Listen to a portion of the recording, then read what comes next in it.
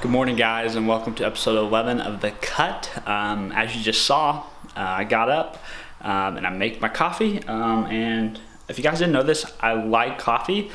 I don't want to be like a coffee snob, but I appreciate good coffee. I think it should be done the right way. So how I did it, and as you guys saw, was I did a Chemex coffee brewer with a cone filter that's spelled K-O-N-E. It's a brand. And I used an Starbucks espresso roast, which, say what you want about Starbucks coffee, but I think that roast makes for really good at-home brewing, being that you can get just about anywhere. I did about 16 grams of water to every gram of coffee, which is pretty standard for most coffees, but you can always adjust that ratio to find the strength that you like. So I got up about 8 o'clock, lounged about, cleaned up the house a little bit, made the coffee as you saw, and sorry about my hair, guys. I didn't really bother fixing it. I am going to now drink my coffee, lift my weights. It's the beginning of my split again, so I'm doing chest and triceps. It's about 9:45. I have to be at breakfast with my grandma and grandpa so they can meet Cal at 11. So I'm gonna bust this out pretty quick, run inside, change, shower off, try to cool down, and then head to breakfast. And breakfast at Cracker Barrel will be my first meal for the day. I think we'll have a short discussion at some point about breakfast foods and how to approach them and what ones might be more ideal for you based on what your goal is and what your macros and calories are, and how to kind of handle weekend brunches out but still make progress to your goals, because that's something that most busy dudes who are family oriented deal with, and that's who I want to help the most. So we'll have a discussion about that. I'm gonna go lift. Hope you guys enjoy the training video. See you in a bit.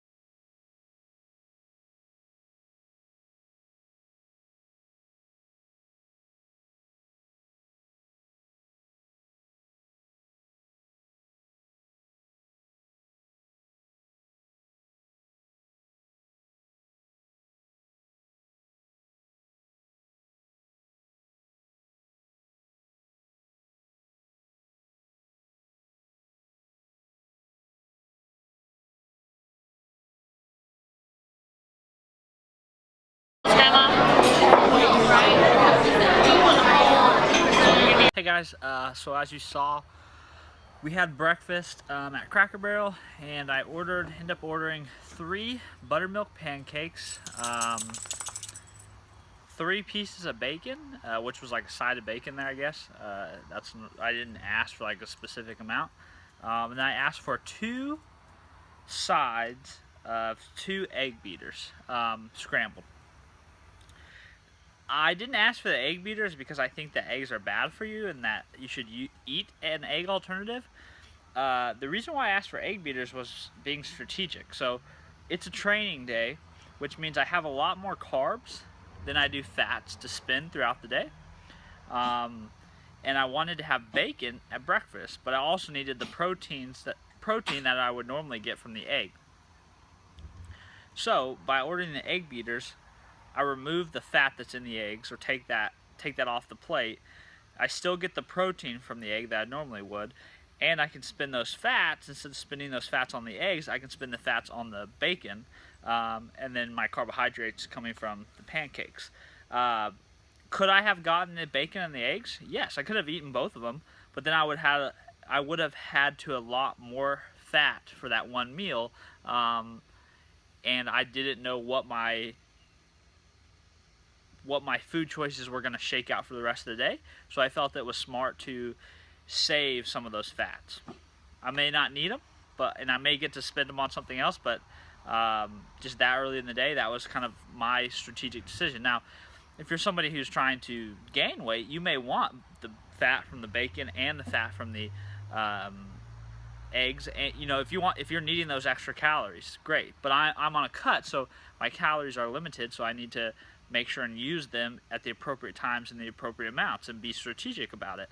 So that's why I went with that meal. So that brought me to like 50 grams of, I think it was like 40 grams of protein, 50 grams of carbs thereabouts, and like 20 grams of fats thereabouts.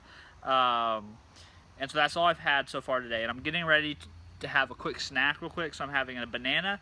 This is about 7 ounces, which will be, I don't know, probably like 40 grams of carbs. And I'm getting ready to have a protein shake, which is about 40 grams of protein and 20 grams of carbs. So in total, that's like 60 grams of carbs, 40 grams of protein. Still doesn't bring me very close to my daily totals. Probably at like the halfway point for my protein, my carbs, and under the halfway point for my fat. And then this evening, I'm not really sure what we're going to do for dinner quite yet.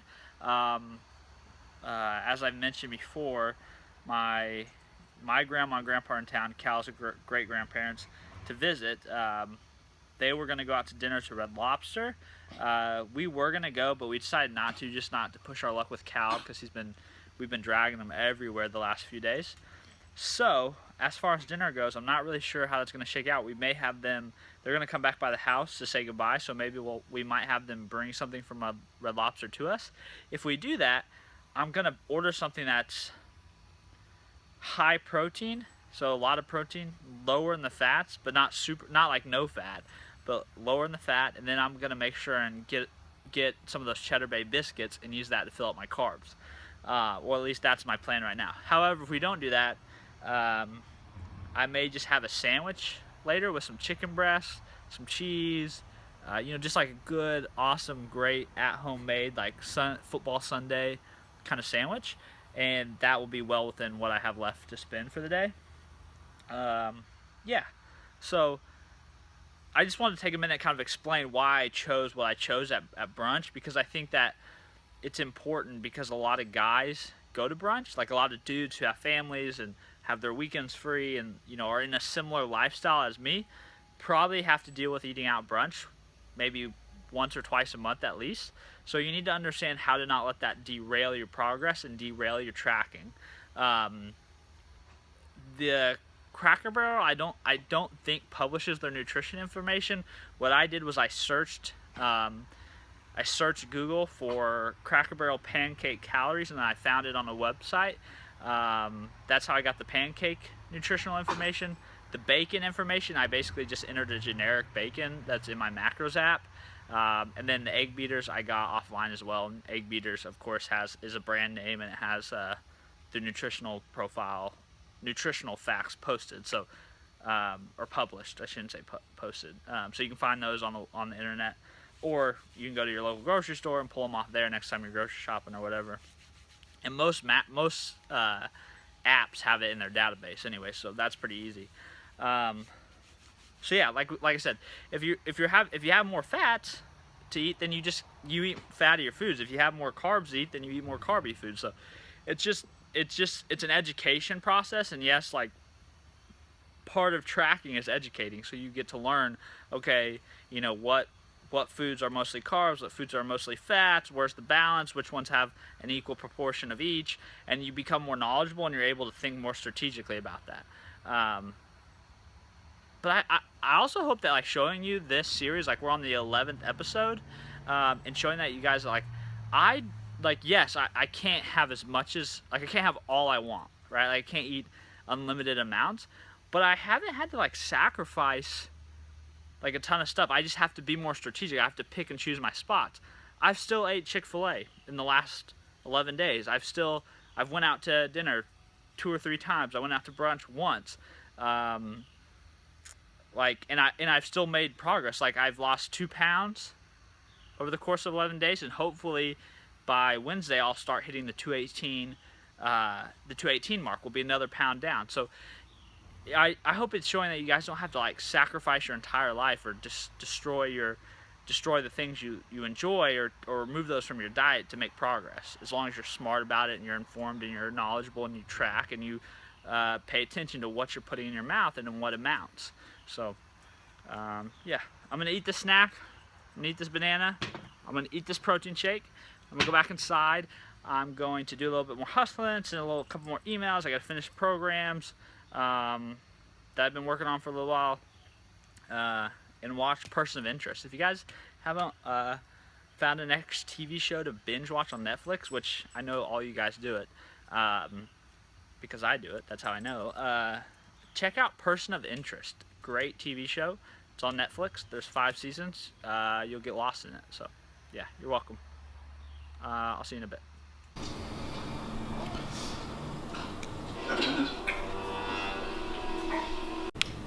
like one of the best shows ever. Hey guys, another last clip of the day for episode 11.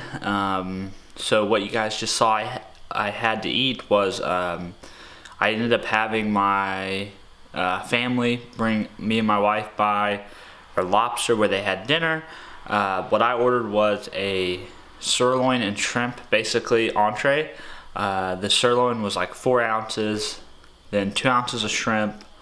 I got the creamy lobster mashed potatoes, which were really good. And then in addition to that, I got, I had, in addition to that, 2 of the cheddar bay biscuits. Those are amazing. I didn't eat the rice pilaf. I don't really care for that side that they put on all their meals. So I ate that, and then I had 2 light and fit Greek yogurts after that, and then I had 2 high protein or pure protein chocolate peanut butter bars. I had those 2, and then I had some coffee to go along with those, and that basically wrapped up the day. And so to finish out the day, my totals were, after I ate all that, and yesterday was actually, I mean, if you guys watched the entire episode, I ate pretty good food all day, and still, as far as like indulgent food, what people would consider indulgent food, not really diet food, my totals for the day ended up at 200.6 grams of protein, 230 grams of carbs, 79 grams of fat, 2,400 calories. So technically I'm like 400 calories under where I should have been. So it was a good day, still making progress. I'm hoping that in the next 2 or 3 days I start hitting the 218 mark and see another pound off at least. If not, depending on what the next measurements say, we may make an adjustment to nutritionals. Yeah, I hope you guys are enjoying the video, and I hope you guys are enjoying these episodes. I know it's becoming repetitive, but I think that's important because that's what it really takes to get this done and what it takes to make fat loss happen. And I think for most people, repetitiveness is going to be much more effective than trying to do a lot of variety. Maybe the variety comes in once you've mastered the process of maintaining a deficit, but I think at the beginning, if it's your first or second or even third try at losing weight or cutting some fat, I think removing the variety helps. That being said though, over the last 2 or 3 days, I've had quite a bit of variety. I've eaten out several times, and my weight's still hanging out low and hanging out much lower than it started at. So if anything, I just hope it speaks to the fact that there's a way to do this that doesn't require you to hate life in the process. So thanks for watching. I'll be back with episode 12 tomorrow. Well, it may not be posted the tomorrow, but I'll be filming it tomorrow. So yeah, it'll go up and you guys will see it. So if you're enjoying the video, please give it a thumbs up, subscribe, and share it with any other dudes you know who want to get jacked and fit. I will see you guys next time.